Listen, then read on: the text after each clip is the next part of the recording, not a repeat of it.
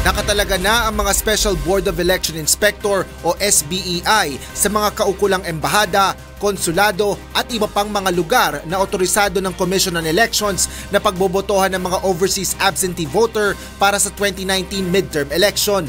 Naipadala na rin ang lahat ng mga makina kabilang ang mga automated at manual personal ballots sa mga kaukulang bansa para sa pagsisimula ng botohan sa April 13. Halos patapos na kami sa training nila. Kaming mga yung COMELEC, nag-train kami ng mga tinatawag nating Special Board of Election Inspectors doon para sila na ang magpa-eleksyon doon sa mga kanya-kanyang post.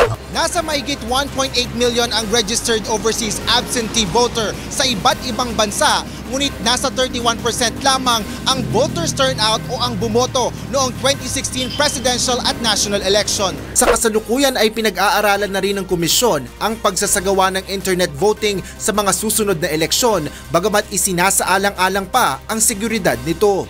Ayon kay Dr. Eliza David ng Office for Overseas Voting ng COMELEC, malaki ang mababawas nito sa gastos sa sistema ng absentee voting at mas mapapagaan ang proseso sa panig ng COMELEC maging sa mga botante na nahihirapang bumoto sa ibang bansa.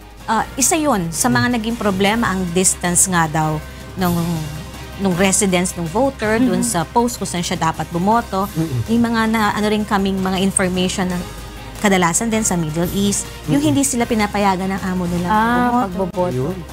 Sa ilalim ng overseas absentee voting, maaari lang iboto ang mga kandidato para sa national positions gaya ng mga senador at party list para sa 2019 midterm election.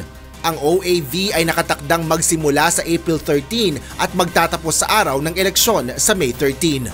Asher Cadapan Jr., UNTV News and Rescue, Philippines.